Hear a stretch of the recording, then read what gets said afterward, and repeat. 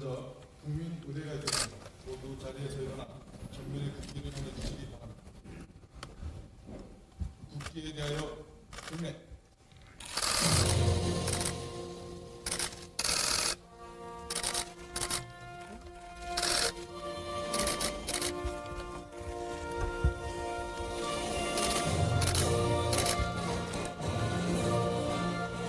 나는 자랑스러운 태극기 앞에 자유롭고 정의로운 대한민국의 무궁한 영광을 위하여 충성을 다할 것을 굳게 다짐합니다.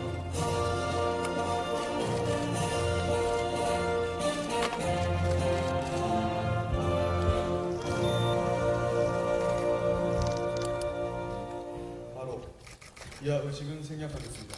모두 자리에 앉아주시기 바랍니다. 먼저 권성동 원내대표님의 모두 말씀이 있겠습니다.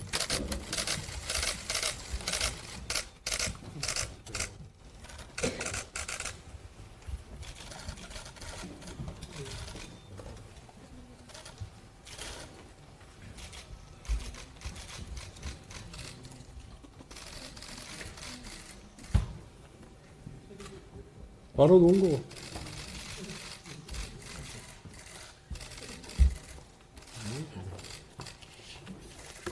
아니, 이게 몇 개?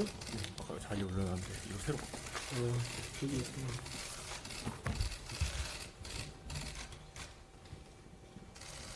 그것도 주세요. 같이 주세요.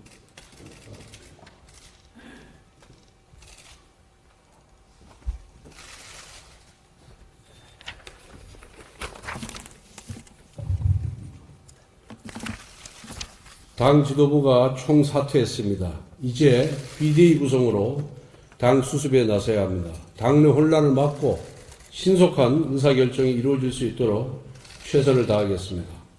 아울러 우리는 집권 여당으로서 흔들림 없는 국정을 위해 당정 간의 소통을 강화할 것입니다.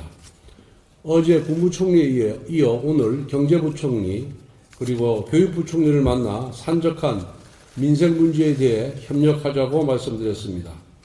의원님들께서도 오늘 의총에서는 분열적인 의견보다 이제 수습을 위한 건설적인 대안을 내주시기를 부탁드리겠습니다. 우리가 처한 상황이 아무리 어렵다고 해도 정치는 주어진 조건에서 최선을 다해야만 하는 것입니다. 지금은 단결과 화합이 필요할 때입니다. 당과 나라를 위해 지혜와 힘을 모아주시기를 부탁드리겠습니다. 오늘은 탄핵 소추안 가결 이후 더불어민주당 이재명 대표의 여러 가지 월권성 발언들에 대해 한 말씀 드리겠습니다. 몇 가지 제안은 환영합니다만 벌써부터 대통령이 다 된 듯한 대통령 노름에 빠지지 않기를 바랍니다. 먼저 이재명 대표는 한덕수 총리에 대해 탄핵을 하지 않겠다고 선언했습니다. 국정 혼란을 극복하기 위해 그 발언, 그 약속 반드시 지키길 바랍니다. 그런데 이재명 대표는 한덕수 권한대행과 관련하여 현상 유지 관리가 주 업무라는 월권적인 발언을 했습니다. 무엇이 현상 유지이고 무엇이 현상 변경입니까? 이재명 대표는 추경이 필요하다고 언급했는데 추경은 현상 변경입니까? 현상 유지입니까? 그리고 그 현상 유지인지 변경인지 그 기준은 누가 정합니까? 결국 민주당의 당리당락에 따라 권한대행의 권한을 제약하겠다는 뜻입니다. 과거 노무현 전 대통령 탄핵 국면에서 고건 권한대행이 제2요구권, 즉 거부권을 행사한 바가 있습니다.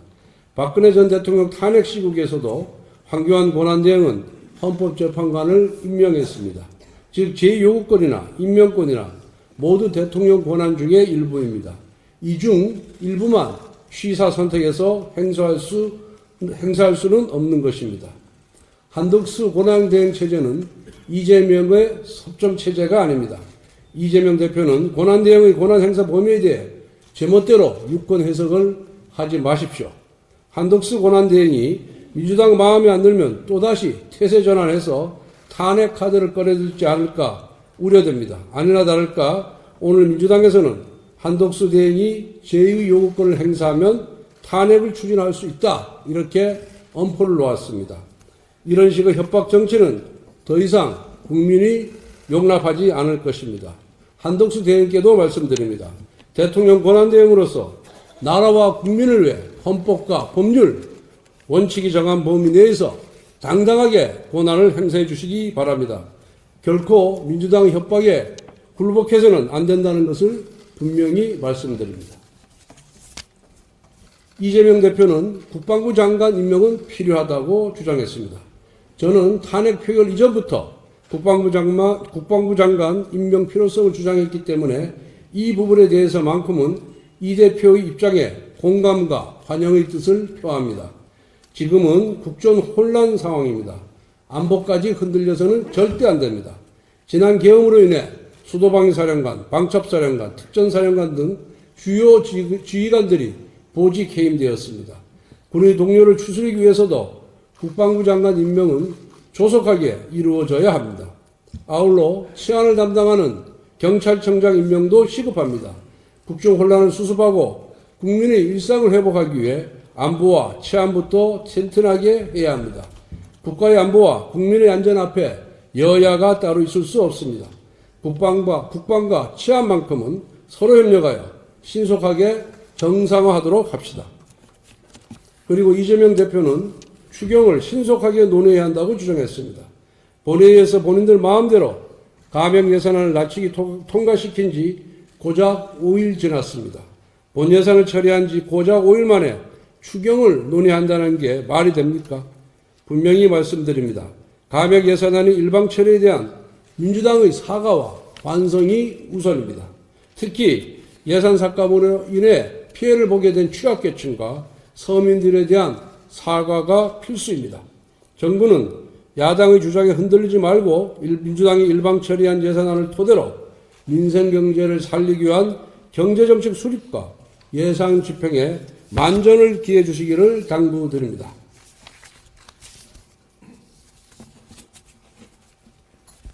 이재명 대표는 헌법재판소에 국가의 혼란을 최소화하기 위해 윤석열 대통령의 파면 절차를 신속히 진행해달라고 요구했습니다.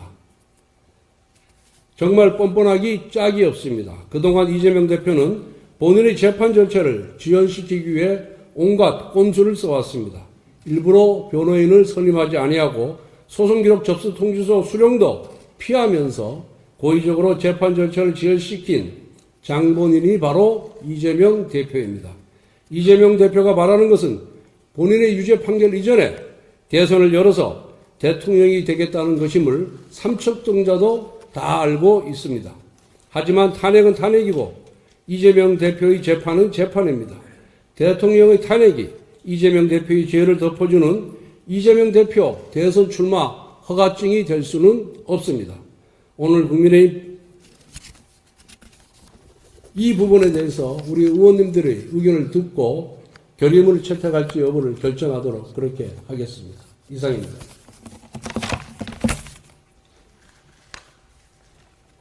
네, 현 시간부로 비공개로 진행하도록 하겠습니다. 언론인 및 보좌진 여러분의 협조